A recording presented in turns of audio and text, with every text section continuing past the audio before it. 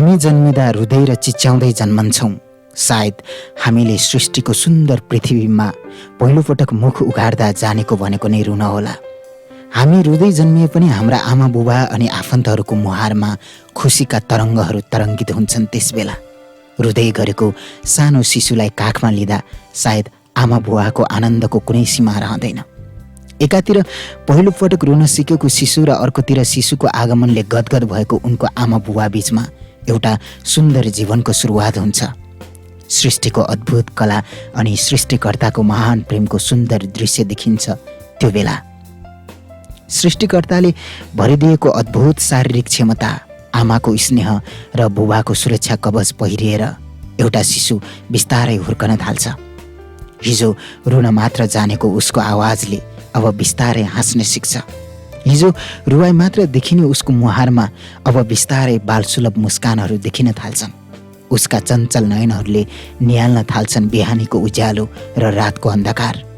सृष्टिकर्ताको अद्भुत कलाहरू निहाल्दै ऊ बिस्तारै ठुलो हुँदै जान्छ।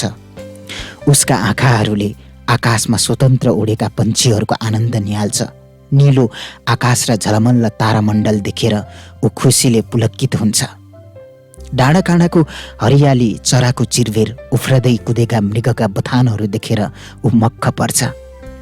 कलकल बग्ने पानीसँगै मितेरी लाएर उसले खेतबारीमा हात गोडा चलाउन सिक्छ अनि दिमागको प्रयोग गरेर ऊ नयाँ नयाँ कुरा सिक्नमा तल्लीन हुन्छ। आमा बुवाको हात समातेर हिँड्न जानेको उसले बिस्तारै आफै हिँड्न सिक्छ, आफै मित्र छान्न सिक्छ अनि आफै जीवनसाथी रोज्न पनि सिक्छ।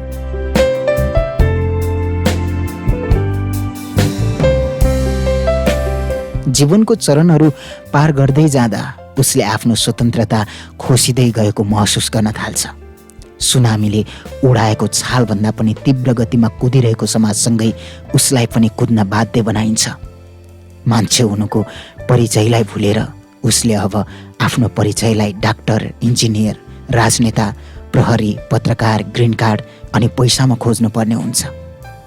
आमा बुवाको हात समातेर नरम छालाले पृथ्वीको घाँसको स्पर्श महसुस गर्दै टेक्न सिकेको उसका पाइलाहरूले अब हिँड्न रहर गरे तापनि हिँड्न सक्दैन, किनकि समाजले उसलाई हिँड्न दिँदैन। पहिला बाइक अनि पछि कारमा उसको खुट्टा अडिएमा मात्र उसको परिचय कायम रहन्छ, नत्र त उसको मान्छे हुनुको परिचय नै घुमे जस्तो हुन्छ। यी सबै कुरा केवल आडम्बर मात्र हुन्, मानव हुनुको अवसान मात्र हो भनेर पनि उसले बुझ्छ। तर ऊ समाजसँग यति डराउँछ कि समाजलाई पक्रेर राख्न खोज्दा खोज्दै उसले जीवनको वास्तविकता, मानिस हुनुको वास्तविकतालाई गुमाउँदै जान्छ। मनभित्र भएको वास्तविक जीवनलाई अर्थ्याउने आध्यात्मिक आवश्यकतालाई मानव दर्शन र भौतिकवादको तराजुमा तौलिँदै हिँड्दा उसले वास्तविक आनन्दको मूल स्रोत भेट्टाउनै सक्दैन। सांसारिक ज्ञानका अनेकौं बोझले उसलाई बिस्तारै थिच्दै लान्छ। तर जे आफूमा छ त्यसलाई उसले कसरी भुल्न सक्छ र? जतिसुकै भौतिकवादी, जतिसुकै सम्पूर्णता वा जतिसुकै दरिद्रता भए पनि उसले वास्तविक जीवनको चाहना गरिरहन्छ। जतिसुकै पीडामा भए तापनि उसले आनन्दको चाह गरिरहन्छ। जतिसुकै घृणा र तिरस्कार सहे तापनि उसले अटुल प्रेमको चाहना गरिरहन्छ। तर उसले त्यसको वास्तविक मूल्य भेट्टाउन निकै सङ्घर्ष गर्नुपर्ने हुन्छ, किनकि जबसम्म उसले शारीरिक चाह गरिरहन्छ तबसम्म उसले वास्तविकतालाई मनको कुनामा ताल्चा लगाएर थुनिरहन्छ। ऊ आफ्नै शारीरिक बलमा भर पर्छ, आफ्नै बुद्धिमा भर पर्छ।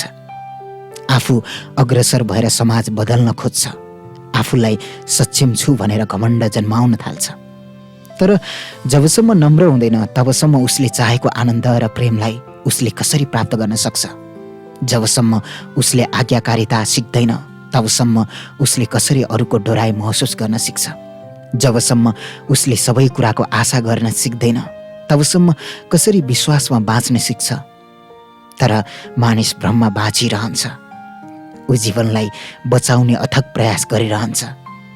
तर जीवनको डोरी उसको हातबाट झन झन फुस्किँदै जान्छ। अन्ततः उसको जीवनलाई मृत्युले आफूतिर तान्दै लग्न थाल्छ।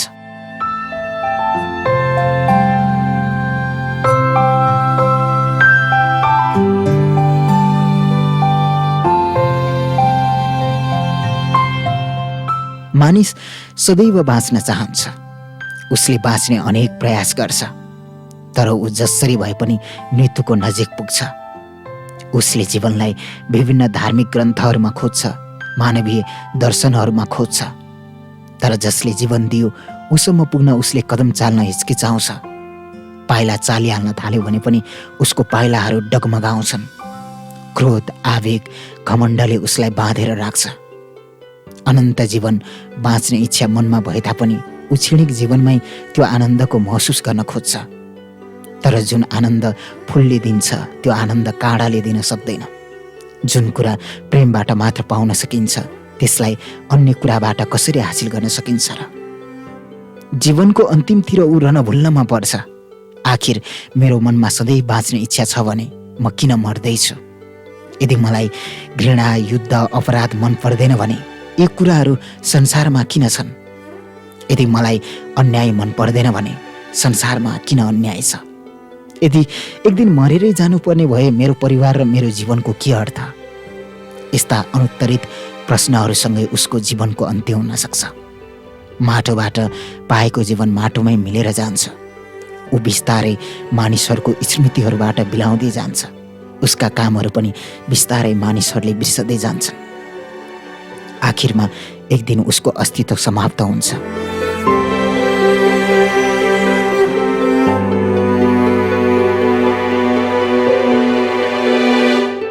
जीवन छैन भने केही पनि छैन। मृत्यु नै वास्तविकता हो भने यति धेरै प्रेम, परिवार, आनन्दको आशा र अनन्त जीवनको आशा केही पनि बाँकी रहँदैन। मृत्यु जीवनको उल्टो हो। त्यसैले यदि जीवन छैन भने बाँकी के रह्यो र? वास्तविक जीवनको खोजी गर्न आफैलाई निहालेर हेरौँ। हामी बनेको संरचना, हाम्रो शरीरका प्रत्येक अङ्गहरूको अद्भुत क्षमतालाई विचार गरौँ। प्रकृतिलाई विचार गरौँ, सृष्टिलाई विचार गरौँ। संसारकै उत्कृष्ट प्राणी मुस्किलले 80 वर्ष बाँचिरहँदा यी आकाशहरू किन अझै जस्ताको तस्तै छन्? मानिसहरूले फैलाएको अनेकौँ दुर्गन्धका बावजुद पनि किन पृथ्वी अझै उस्तै छ? 1 भागको पनि 0.01% मात्र प्रयोग भएर बाँकी बसेको मानिसको 79 भागभन्दा बढी दिमागको औचित्य के छ? हाम्रो मनमा सधैँ बाँच्ने इच्छा किन छ? हामी किन नराम्रो कुराको चाह गर्दैनौँ? हामी किन आनन्दित भएर बाँच्न चाहन्छौँ? भौतिकवादलाई नै जीवन मान्नेहरू पनि किन केही अज्ञात सत्य छ भनेर विश्वास गर्छन्? जहाँ विज्ञानको अन्त हुन्छ त्यहाँ एउटा रहस्यको सुरुवात हुन्छ भनेर किन मानिसहरू विश्वास गर्छन्? यति धेरै ग्यालेक्सी, तारा र प्रकाशका स्रोतहरूको राज के हो? यी सबै प्रश्नहरूलाई विचार गर्यौँ भने हामीले अवश्य पनि जीवनको वास्तविकतालाई नजिकबाट निहाल्ने लालसा गर्नेछौँ।